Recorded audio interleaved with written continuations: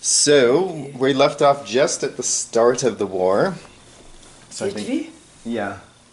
So I think that's where we'll pick up because that's sort of an interesting chapter. Oh my God. So where do we start there? Well, so what are your first? Well, you talked about the Red Sky and how the war started a few days Yeah. after that.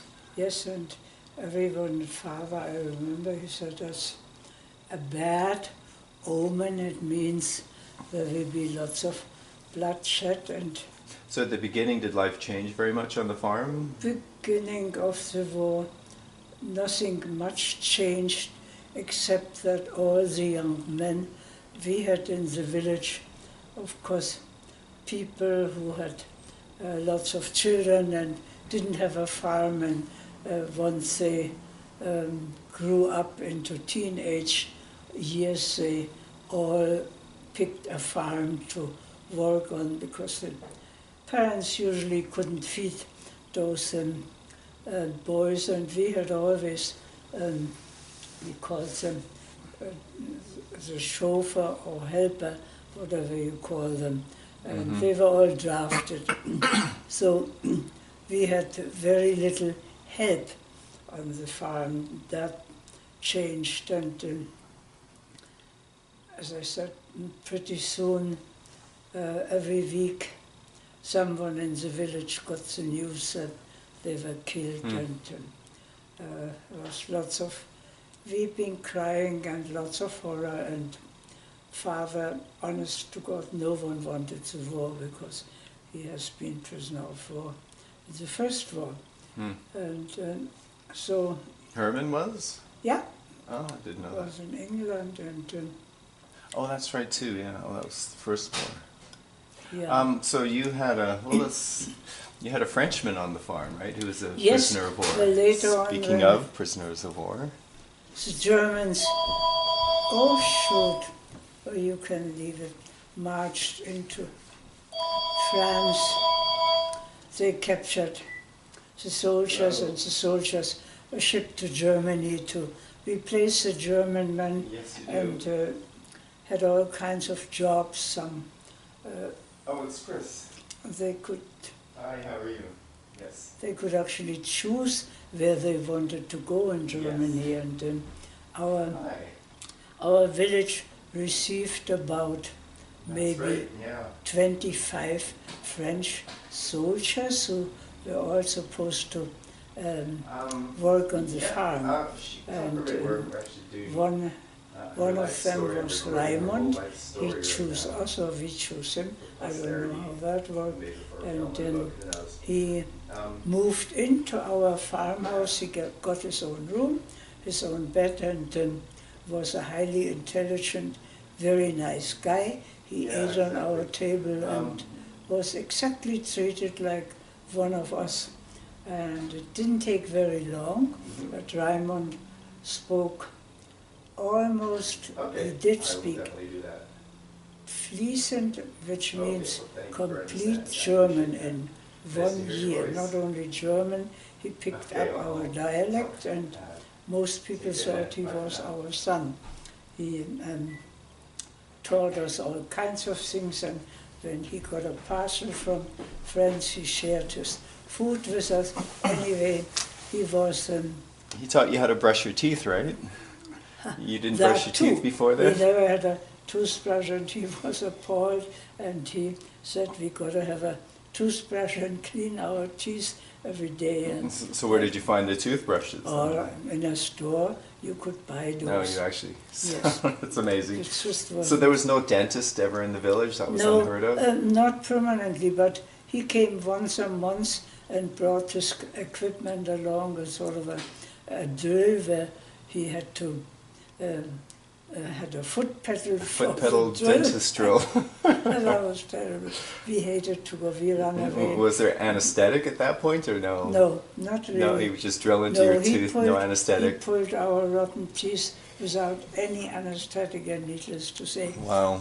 we tried to escape this guy. Whenever we saw him come, we disappeared because we were so horrified. We never No doubt. ever went to him again. And The Frenchman also made opium, didn't he? Out of poppies? He knew the secret how to do that? Yes, they did. We grew a poppy seed, and I remember he collected those and cut them not quite ripe one, and this white sap came out. He collected that in containers. But what they also did, they wanted cigarettes, and they didn't get, of course, cigarettes. And so we gave them copper or a little silver coins, and one of the French guys was a silversmith, and he made us lovely rings out of those coins. Oh yeah. He hammered So them. there was more than one Frenchman. Yeah, in this whole village, as I said, were at least 25 to 30, and they were all placed into farms. But on weekends they all met. They had a gathering place where all the Frenchmen met. Sometimes they gathered at our farm because Raimund collected in the forest all those snails in the shell, a whole pail full. I remember that. It was gross. And then they had a big snail festival eating at our place. They cooked or they fried them in pens. Did you ever try the snails? Yes, no, I You were wouldn't. too We, grossed of out course, by he it. offered us snails, but no, we never in our life had eaten snails or heard of it, and so we wouldn't taste it. But Probably there were smart plenty there. of those in our forest, and yeah, that was So the Frenchmen were all free. They were totally never free. refined. They could or walk confined anywhere. after they had done their daily work. They could do whatever they felt, and most were very much liked. Most were involved with the German women sexually. Our Raimund was involved with my young cousin, who was then almost 20. Needless to say, there were no men around, and he was a little older and most charming, and of course the inevitable happened. And they were in love, those two, which had to be kept secret, but no one talked about it. It was sort of all very, very natural. Turn a blind eye to it all. Just happened from human to human, yeah. No, they were not mistreated, most of them. Of course, maybe there were some farmers who were mean and who expected too much and let them work hard. But in general, they were treated very decently and fed just what we ate, same thing. And So when was the first sort of indication that the war was not going well and that? Oh, never. Because we believed Hitler right to the end that a miracle will happen. But of course, first was great jubilation, great happiness when one country after the other was conquered and the German army made headway. But I remember when the war with Russia was declared, everyone started to have doubts that we ever can win the war against such big powers like Russia and like America. That was to many people pretty clear that we cannot win the war, and there was great horror. And of course, but as long as the Germans made headway in Poland and so, there was so much propaganda that they are working on this atomic bomb number 2, or the missile, or whatever they call it. The V2 rockets. Yeah, and as soon as this is ready to go off against the enemies, there's absolutely no question that that's the end of the war and we will be the winners. And Hitler spoke with such a convincing voice, and in the radio we were all glued to this radio, and he convinced everybody that this VW, it was called, no, VW is Volkswagen, no V2, whatever, is going to be ready any moment or any soon and will be engaged. But in our village, of course, we know nobody really knew that people were killed and so-called concentration camps existed. I know one day the synagogues were burned, and my family and grandmother thought that's very unfair. One doesn't do that, and everyone was actually horrified and against it. But it was too late. You couldn't speak out. If you did, you were in danger, definitely. And everyone hushed it over, but was at this time really without power to do anything about it. Mm-hmm. So that was another landmark I really remember. And all food were rationed. Everyone had sort of food stamps, but we had always enough to eat on the farm, of course. Yeah. We never starved, and we didn't feel that very much. And so then towards the end of the war, you had the first soldiers And coming back, fleeing the great, Russians. When my did that great start? highlight, which is very important because it plays, my mother had two sisters, Lene and Grete, and Grete had a very good deli store in a big city, actually the biggest, finest store in Graz, which was a very old, lovely city. And my grandmother moved to the store to sort of take care of the kitchen and of the household with a maid. They had also a maid, and Tante Lene, the sister of my mother, whom we loved so very, very much, also went to the store to help in the store. They had about 5 people who were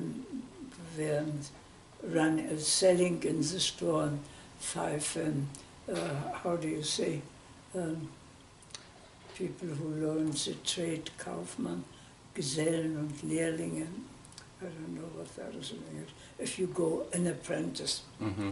there are always at least 5 apprentices in the store. Mm-hmm. And every holiday, whenever we could, which were 4 weeks in the summer, my sister and I went to Graz, to my grandmother and aunt, and to the store.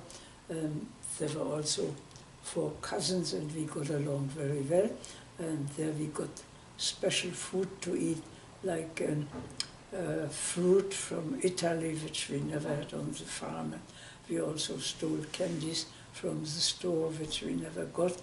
And Graz was for us just a total heavenly place with movie theaters and everything the village couldn't give us, we could get there. But especially all the love and caring from our wonderful grandmother and aunt. So Graz was a highlight in my life, and we counted the days when we could go there. And when the time ended, grandmother phoned the teacher in the village and asked whether we couldn't stay a few days longer, because she also didn't want us to leave. She just loved us so, so much. So that was Graz. And then the war, boy, that is also hard to describe in words. One can't even describe it in words. I think it was 1944. I wanted to be a kindergarten teacher because I always loved little kids. And so I was very lucky. I was accepted at a school, which was sort of a boarding school for the training, becoming a kindergarten teacher. And in the beginning, I was so homesick, I cried every single day for my cats and for my animals, because My sister and I, we took care on the farm of all the little animals, especially our cats. Those were our children. We put them in little baby buggies and dressed them up and went through the village street, and those cats knew they had to stay in this buggy. They had even a little hat on, and we always asked the village people, we want to show them our newest baby. We had a new baby in the family, and when they looked in, they saw our cat lying there, and that was, they still talked about our Kater Mo and the baby carriage, and we took him also on the sleigh up the mountain and had him on our lap when we went down with the sleigh the mountain. Now, the cats and animals meant they were our closest friends and allies, and the little goats. Every year we had at least 2, sometimes 3 billy goats. And they were the cutest guys to play with. When we came home from school, first thing was into the cow stable and got the billy goats out when all the rest was on the fields, the big people. And so we took those billy goats into our kitchen, and they followed us everywhere. Onto the couch, they jumped up a chair, and they played with us, and they were just the cutest little guys. And one day it happens every year, we came home from school, wanted to get the billy goats. There were no more there. Then we went into the barn, and they were hanging from the ceiling, the skin taken off, just the flesh left, and we were absolutely, absolutely horrified and cried for hours, and we were going to go to this butcher we knew who killed him, and we also wanted to kill the butcher. We were just absolutely, it was like the end of the world, and we could never understand how the grown-up could do that to the billy goats and to us. And we refused to eat them, because they were boiled and eaten, and I remember we got always in trouble because we wouldn't eat one bite from our billy goats.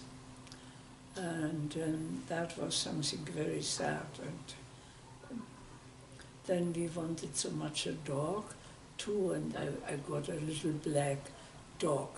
He was lost and he didn't belong to anyone, and I asked him, begged so much, Mother and Tante Anna, whether I could have this doggy. And I had this black doggy and just loved him and took him everywhere. And he was my special pet.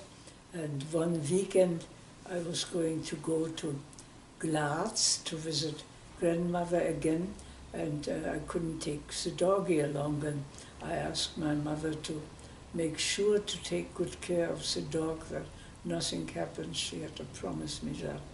And when I came back home, I looked, and it was evening, I looked in the sleeping place where he always slept. There was no doggy there. And I asked my mother what's happening to the dog, where is he? And so she said a car came and ran him over. And I was again, that was for me the hardest thing to bear when my beloved animals got killed. And the next day I found out in the shed the back legs of the 2 black legs of the dogs. And I said, what did you do with the dogs? So one guy in the village, he ate dogs and cats. He had come and picked the dog up and hacked the feet off and left them there. I was absolutely horrified, and I got a red ribbon, I remember that, and tied it around those black feet and went on to the outhouse and hugged them and cried and cried and cried and just petted those feet. And that was the end of my little dog. And what was his name? What was his name? Remember? I think it was called, we called him Terry. Yeah. And yeah, that was my darkest days in my childhood, actually, the death of animals. And we had two beautiful, very expensive, fine horses, and one got kicked, or he had a scratch on his hind leg, and it got infected, and at this time there was no penicillin, and the infection, he lifted up his foot, couldn't stand on it anymore or walk on this foot, and the doctor came, the veterinarian, and said he has a bad infection in his foot, and he could put ointment on and bandages and see what he can do, but this big young horse got sicker and sicker and had to be killed. That was another really blow, because we needed horses, and good horses were expensive, and everyone cried, and everyone was very, very sad when our horse had to be put down. Yeah. But this boarding school, first I was most homesick for all my animals. I prayed and cried and tried to escape the school. And all the teachers were very nice to me. They tried to encourage me to give it some time and stick it out. And since after a few weeks I had no choice, I accepted the school and learned, and we were 100 German girls, and I think 7 teachers also, and there was such a great being together for each other, and as I say, comradeship, and helping each other, and doing everything together. In the morning we got up and formed a big circle and did our morning song, and then went for a run, had shower, and had breakfast together, and then started the school. And I thought it was just so wonderful that I was able to learn and be with a group of people where I was totally equal, accepted, and where everyone cared for each other. And I really, really was very, very happy. After a while I could go home to visit on weekends sometimes, but I felt the school was for me very good and very wonderful. And the teachers, I was the youngest girl. Teachers loved me, especially because they knew I had such a hard time to adjust, and they always were especially nice to me. But That's nice. we went for outings and did sport, and was just a great place. And one day we were told we have to go to a school to help people. There are refugees coming from the east because the Russians are coming closer.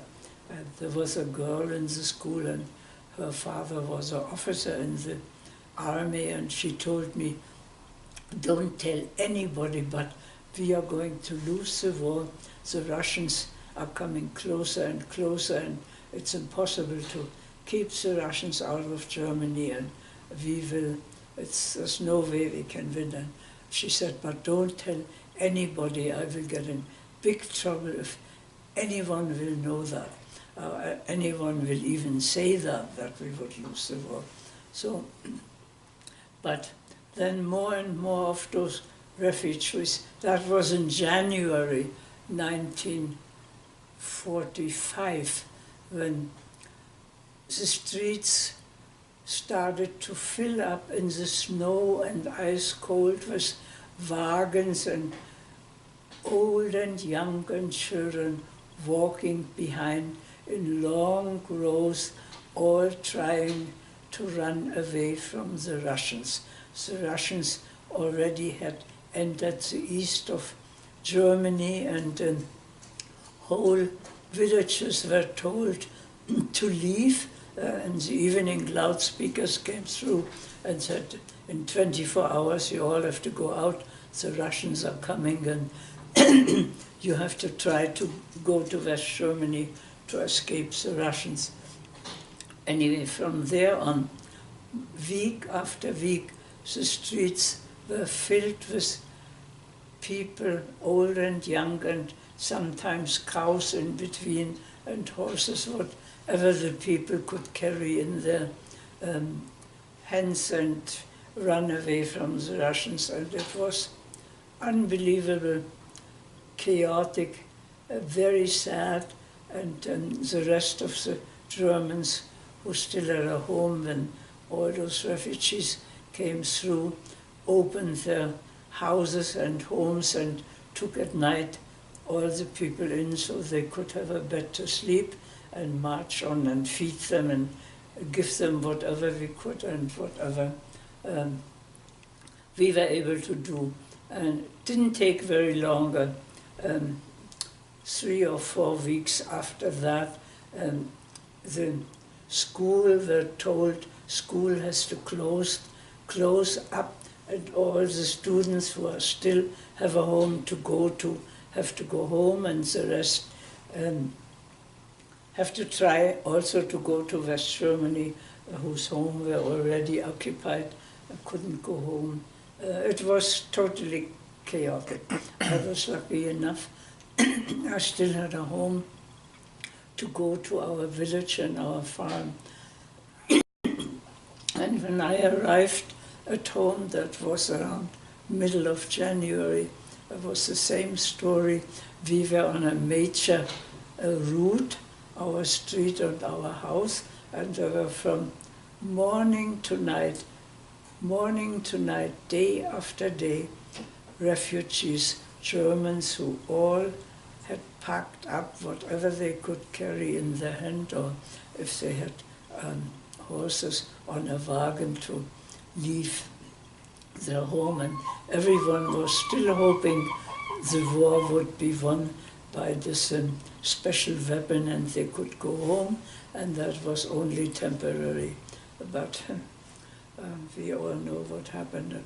No one could just even faintly accept how it would be when we lost the war and the Russians came in. It was sort of an unthinkable and unacceptable thought. Now, I remember I went out in the evening with pails of hot water and a bit of grain and a bit of hay to feed all those very hungry animals on the street.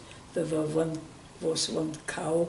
She couldn't walk anymore. She had open feet and was hungry. There wasn't food for her, and I ran out with several pails to help her up on her feet and to put blankets over her. It was very cold. It was especially cold winter. It was so sad, and pretty soon, right and left from our road, you saw broken wagons, dead animals which couldn't walk anymore. People threw stuff away they couldn't carry anymore because it was too much. They were tired. There was unbelievable sadness and horror everywhere. And our farm and our barn, needless to say, were every night full of people, full of animals which needed a break from the cold.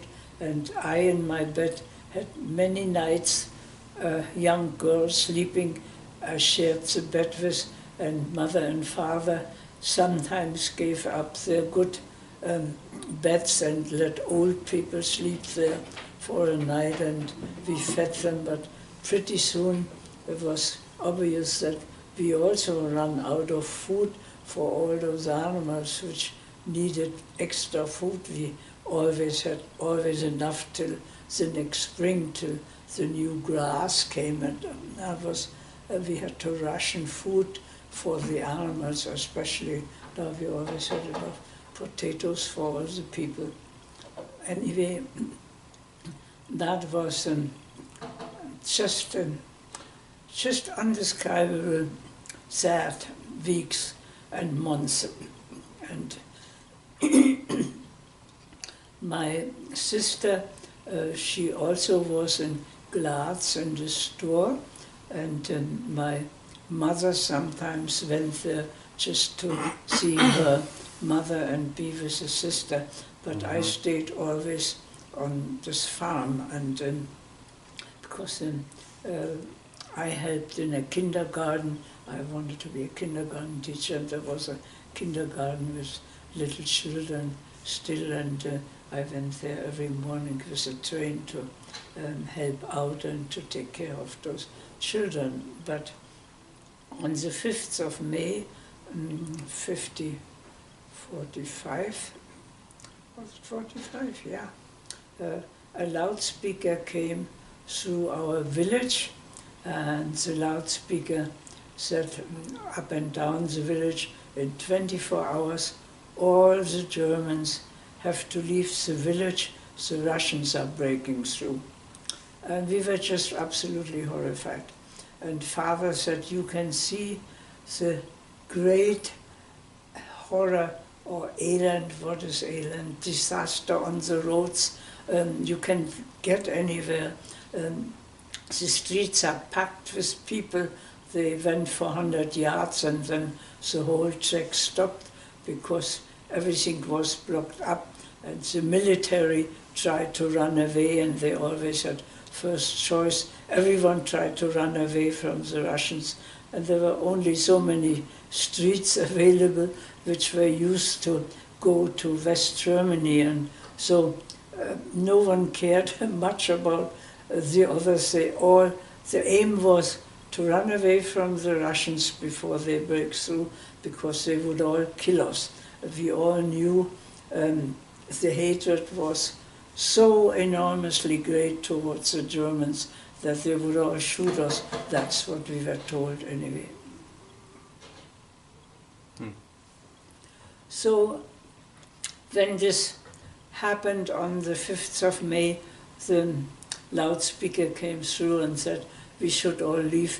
Father debated. He had deep in the forest built a little shack because he foresee what was coming. He said, if it ever should come that we have to leave, you can see the disaster on the road. There's nothing waiting for us but death there.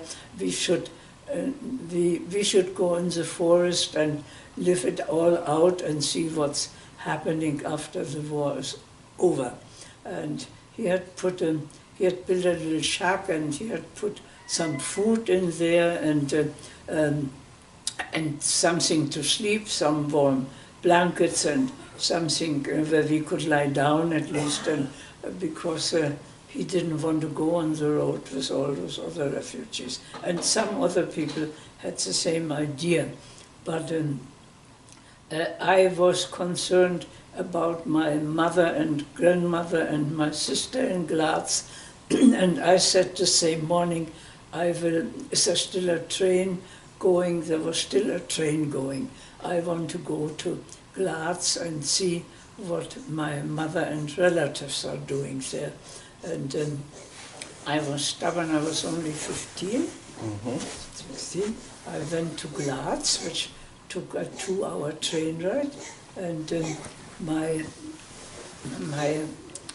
aunt and all my relatives in Graz said we had the same. Loudspeaker came through. We are supposed to leave within 24 hours, but my grandmother was so old. She was she was 80 or close, 8 to 80. She couldn't walk, was out of any question. And our aunt, Tante Lene, said, no matter what happens, we are staying here, we are not leaving. So they were totally firm that they are not leaving and staying in Graz. But most of the people, civilians as well as military, all went to the road, all tried to run away, but there was actually nowhere to run to anymore. And I was anxious to get back home because I wanted to be at the farm and see what's happening at home. So I went, there was no more train going, so I went to the street which led home, and there was lots of military vehicles who all wanted to also escape, and I asked one of the vehicles whether they drive in my direction, in my village's direction, and some did, and they took me along, and they took me very close to my village actually, and then they had to go off a different direction. They let me out, and I think I was just one walking hour away from the village where I got off and walked home. And as I walked home towards, I had to go through another little city, and I saw already the first refugees coming from our village who all wanted to leave, and one was my girlfriend. I went to school with, and her family, and soon I said goodbye to her and tried to proceed home when a big granate, or is it a granate? Not a grenade or mortar bomb or something. Yeah, went right in the middle where they were, and she was immediately killed. So I was very lucky. I escaped this shell, you know, it was a shell which was fired. Yeah. And then I heard later on that they, whom I just saw before, were all killed.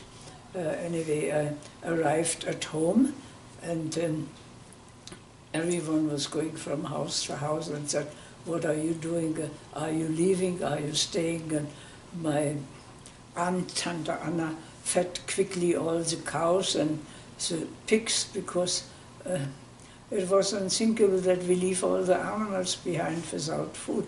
So they all got quickly supper made, and they killed quickly a calf for us, and we asked Vater, we don't want to go in the forest because we have no idea how long the battle is going to take with the Russians, because we heard right and left already machine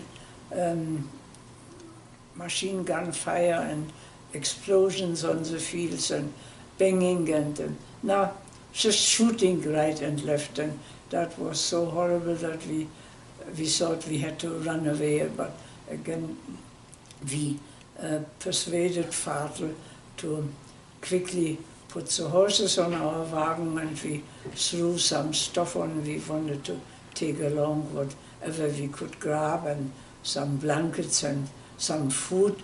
I had in my hand a can with milk and butter on the other side and a piece of bread, so we had at least something to eat for the first day maybe. And so we went on the road with all the rest of the village people. There was one leader, he led our village on, and we started marching. And that was about 7 or 8 o'clock in the evening.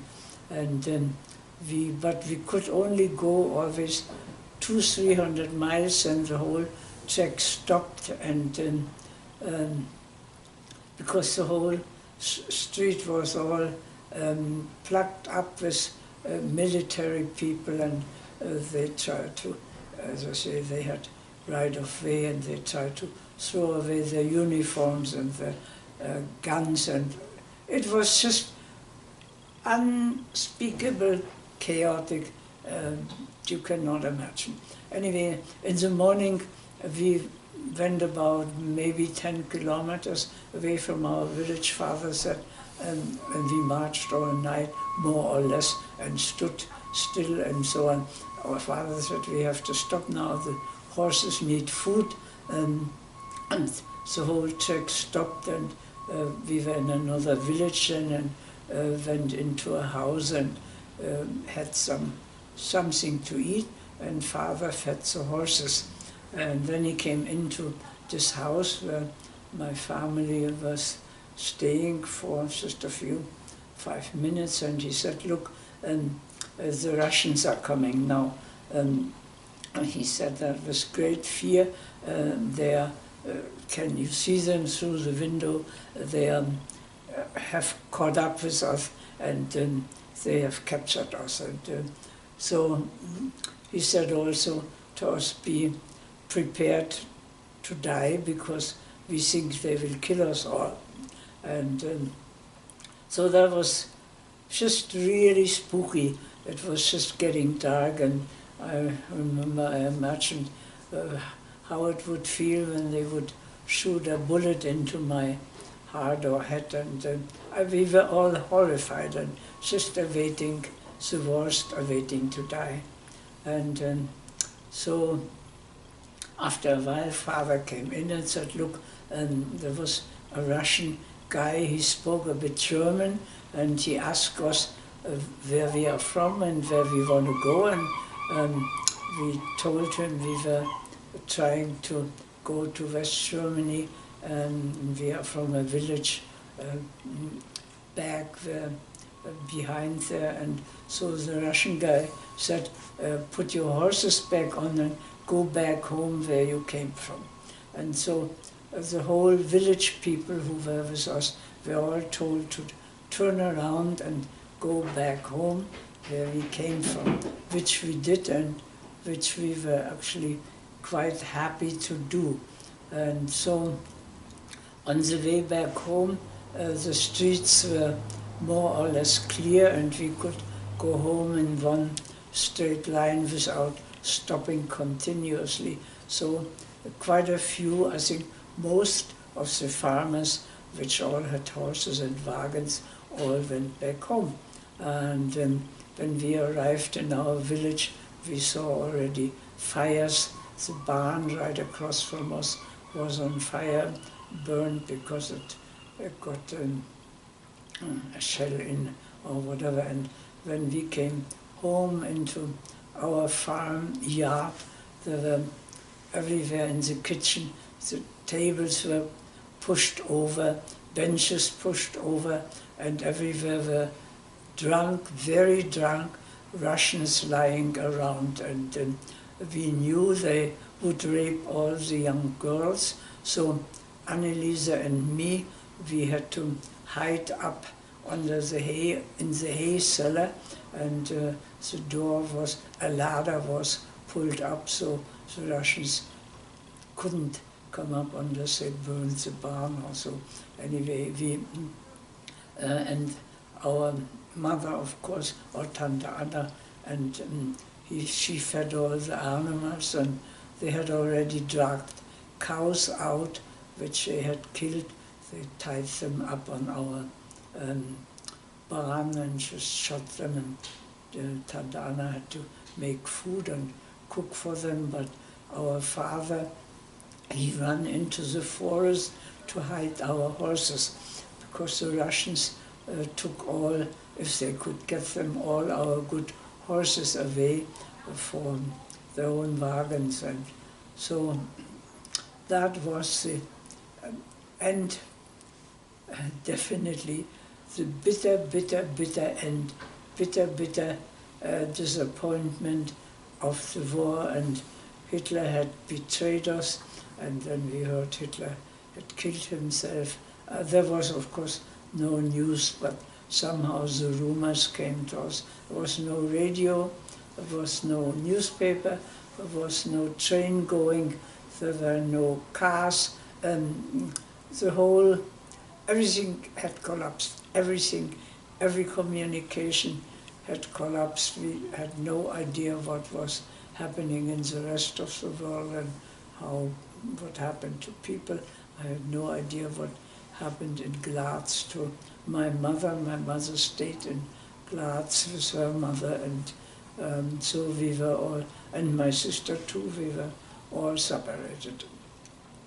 So that chapter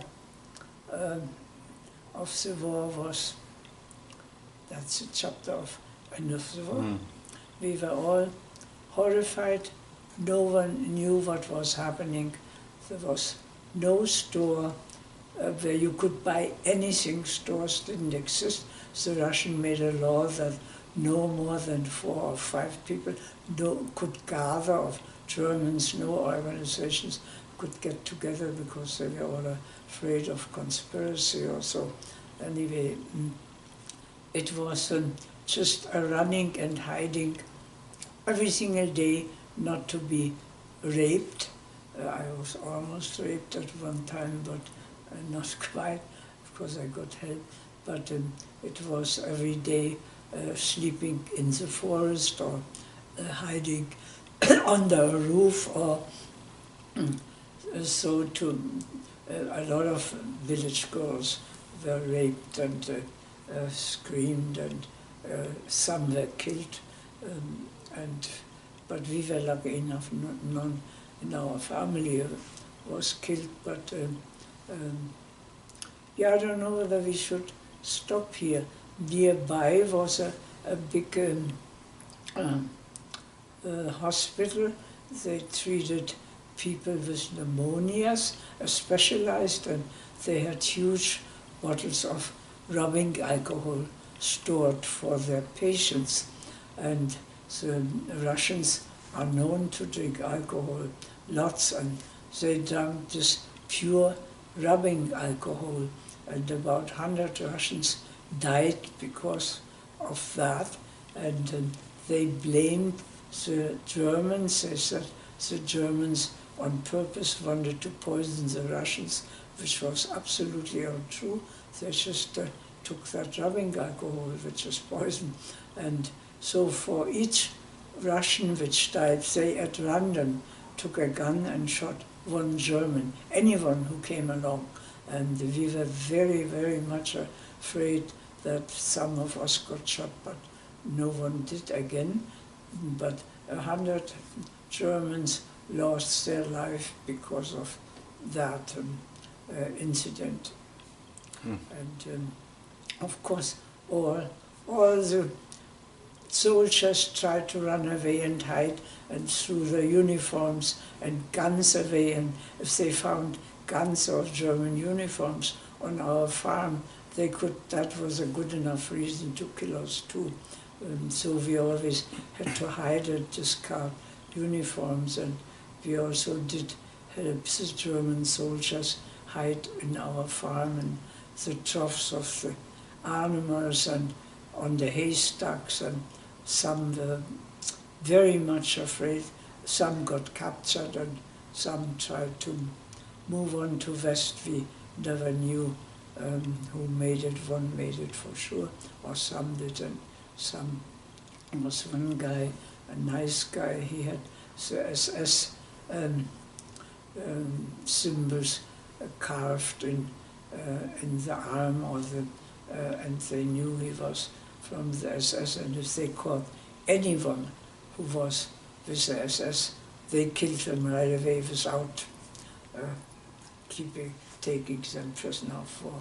And that was a very nice guy. He was shaking in fear, and he was so afraid even to come down into our house from the hiding place under the hay to be captured. But one day, I think it was 10 days in our house, he decided he had to move on, and apparently he never arrived at home. He gave us his address to contact his wife and children if we can, and to see whether he made it. But he was unfortunately captured and killed.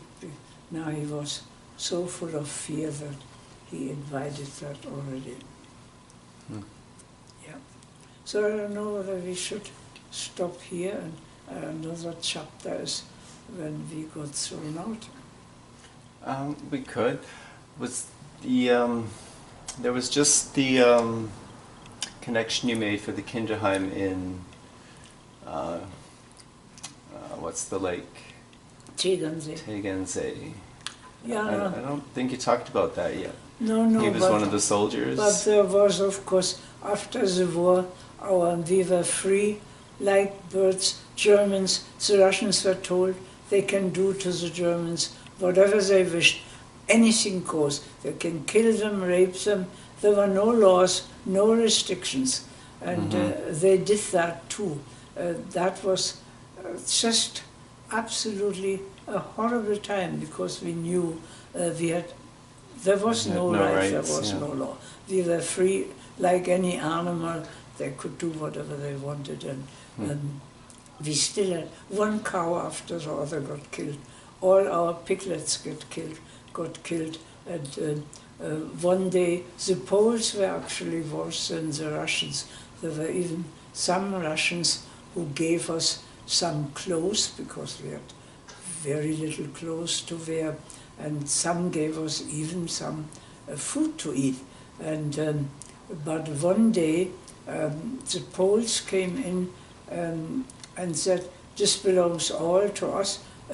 You can stay on the farm, but everything here belongs to us." And they went through everything, stole everything they wanted to, of course, watches, jewelry, money, all good linen for beddings. Everything was taken away. They took everything on their wagons and took off with it. And one day I came with a few cows we had left into the court to our yard, and Father was standing there as sad as I have never ever seen him in his life, and about 3 or 4 Poles were standing around him, all talking in very loud, very exciting voices, and I was wondering what was going on there. And when I came closer, Father said, they took, right now, this moment, they took away my farm, the farm from my forefathers, and they tell me all this belongs to them, and we can stay here, but nothing is ours. And I never saw Father having tears in his eyes, but tears were rolling down his cheek, and he was as sad as I have never seen him, and we were all totally horrified. And from there on, it was true, the Poles went in and out, took everything they wanted to, and we still did whatever work needed to be done, looked after the few animals which were left. And of course, as I say, they killed everything, a piglet, and we had one piglet still hiding behind a straw, and they found that piglet, how, I don't know what they found out about it, killed it instantly and took Father away for a week into sort of a cellar and beat him every day because we had a piglet hidden.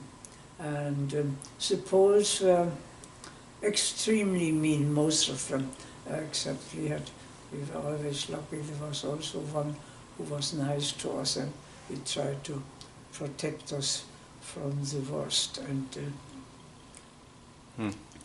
And the soldiers, again, the soldiers we tried to hide and help along. We had one, his name was George Kress, and he told me he lives in the Alps in a beautiful place. There's a lake and high mountains, and it's called Tegernsee, and his sister is a doctor and has a Kinderheim there. And he said whenever we need help, because we gave him civilian clothes and kept him for a week or longer, that he would help us. And much later, when the Poles, but there's another very important story. I knew most people who had no food stored starved to death, and old people all starved to death. There was no store, no nothing where you could buy anything. And we hadn't heard any news what happened to my mother, my sister, and my aunt and grandmother in Glatz. And I was determined to go and find out whether they are still alive or dead or what happened there. And I saved a bit of butter and flour and some grains, and there was no train or transportation. So I said I'm going to walk and see how I get there, which takes about 3 days, or 60 miles away from 60 kilometers where we lived, this city, Graz. So that was, my grandmother had birthday the 23rd or 22nd of February, and I had timed it such, I thought I was going to surprise my grandmother for her birthday, if they are still there, and try to find out what happened with them. So I went on the road and walked all day, and sometimes I got a ride with a wagon, and it was actually very dangerous. There were Russians everywhere, Poles, and of course still German villages with Germans, and I knew all the villages between our village and Graz, how far it was. And so after about 3 days on the road, I arrived in Graz, and I went to the house where, of course, the house I loved so much, where my grandmother and aunt lived, and was hoping they would be there, and was going, was giving them a huge surprise to come and visit them on my grandmother's birthday, which was just around that time. I knocked on the door, I never forget it, knocked on the door with my little belongings, and the door opened just a little bit, and a Polish woman stuck their head out, and I said, I want to see my, I told the name of my grandmother Friese and Traudl, my sister, and Tante Lene, and she just shook her head and closed the door. And I stood there just totally stunned. I cannot say how I felt just numb, electrified, and then I went to the neighbor house. I knew all the neighbors around, and they knew me, of course, and us, because we went there for many, many years for holidays. And so there was one neighbor still at home, and I said, what's happening to my mother, what's happening to my sister, where are they? And so they said 2 days before I arrived, they were all chased out to the Bahnhof, where the freight trains are kept, and they were all put in a freight train and rolled away. And no one knew where they were taken. They were just put in freight trains, they sealed them and rolled out. And that was it. So I think I just couldn't, by that time I just wept and wept as much and as hard as one can weep. What is that? Toby's kicking really low. Anyway, and I had, oh yeah, those neighbors said, we have here a suitcase, a small suitcase, and your aunt left with us in case they come back home again. They couldn't carry that, couldn't take that suitcase along. There's some clothes in, which was still good clothes, and would you like to take that suitcase home with you? I said, yes, if I can, I will try. So that suitcase wasn't too heavy, but was heavy enough anyway. So I carried that suitcase with me, and I left them all the food I had brought along for my family, and tried to go home, just about crying all the way. And I went to the freight train to find more out, but they said, all Germans are going to be shipped out, and we have no idea where they are shipped to. Some say they went to Russia, and some say they went to East Germany, but no one really knows. And So after 3 or 4 days, I don't know, I slept one night in a church, lay down on the bench because I was so afraid the Russians or Poles would get me or would take my suitcase away. And after 3 days, our train was still going from Vellermatt to Langwaltersdorf, and there was one station actually, and there was a train going to the coal mines and to our village. And so I did board this train, and in this train there were also people from our village, coal miners who went home, and they knew me all, and they asked what happened and where I came from, and I told them, and I said, look, the Poles, the Polish police came in and they wanted to take me, they asked where I'm from and what I have in the suitcase, and they were going to take me into prison.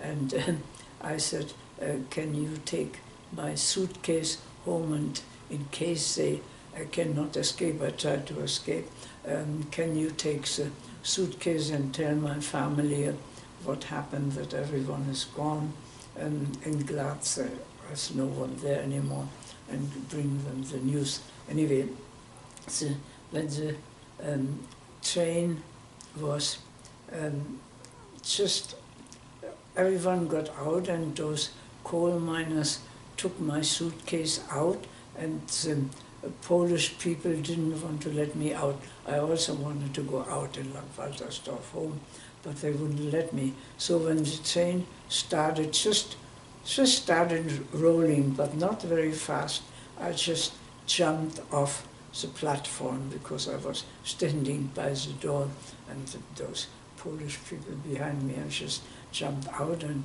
I fell down, but I was out. And that was another great miracle that I survived that. And then I walked. It's a close one. Yeah? Who knows what would have happened? Yeah, no, but I was fearless. Yeah. And if I had something in my mind, I did it regardless. Mm-hmm. And so I was home in Langwaltersdorf on our farm again. Did you get the suitcase back? Yes, those, they all knew each other. Mine workers delivered the suitcase home. It was just close, and so I told them what I found, that everyone was gone, shipped away, and that was the first time we knew that most likely all Germans were chased out of house and hof with absolutely nothing. Now was not much left anyway, and everyone was absolutely horrified at this news, and also what happened to grandmother, we had no clue. And so that was the first indication. We didn't want to believe it, that it's possible that they should chase all Germans out and take everything away. No one could just imagine it or believe it or wanted to believe it, because it was just too horrible and too much to bear. But it did happen, and when I went out all on my own and separated from the family, because Russians came when the first track was from our village chased out. A Russian guy came and said, you cannot chase the Friese family out, they stay here. But I said, I want to go, I want to find my grandmother and my aunt and my sister and see where they are and see whether I can find them. So I went out all by myself, independent, and when I was in West Germany, I was shipped to West Germany into a refugee camp. And from this camp, I didn't know at all where to go. I was in this camp there that had an address, and I sent a telegram or letter, I can't remember, a telegram. It was possible to Tegernsee, to this address I had kept, and got an instant reply back that they expected me and will accept me in their place as soon as I can come right away. And that was my great savior and my great... So when you were shipped to that camp, that was after you'd gone to visit and find out about your sister and grandmother being gone. Then you went back to the village, and how long? Oh, yeah. How long were you back at Lankvalsesberg before you were I shipped came out finally? That was in February when I went to Graz and found out that they all had been shipped away.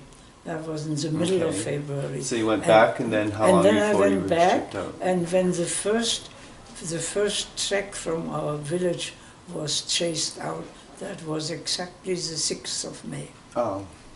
6th of May, yeah. And you all went, Herman too, and no, everybody? As I said, just you? A Russian, the Russians said yes, you could all stay, but we you had went. a Russian major who was very nice with us. He liked us, he liked Anneliese especially, and he was a friend actually of ours. They hated the Poles. The Russians hated the Poles very much. They didn't get along at all. And they tried to, and they still had more power than the Poles at this time. And so they came to our farm and they asked Father whether he wanted to go out with the first track or wanted to stay on the farm. And of course he was, for him to lose the farm was the end of losing his life, basically. So he said, no, if it's possible, I like to stay. So this Russian major said to the Poles, you cannot chase the Frieses out. They are staying on this farm. I see. But in the fall, the same year, all Germans, there was a law, no Germans could stay. They all had to leave, so the rest which were left, there were several others in the village which were not shipped out with the very first track. They all then had to go, no more choice. And they all went, unfortunately, to East Germany, which was really bad, because there was the wall built and East Germans very disadvantaged to be in West Germany or in East Germany. Yes, we all know about that. Anneliese had, of course, this little baby girl which was born illegitimate. The father was apparently a soldier who went through, and everyone loved this little girl. Was a year old. Hannelore, yeah. I was the patentante, and she didn't know, of course, she was innocent, and she was the sunshine from Vater, and everybody loved her. Even Collie was there too, and that was her only sunshine. And being chased out on the transport, which was of course very drafty in those freight trains, she got an ear infection, and that was the very last straw. She died. Yeah. Lots of sadness. Yeah.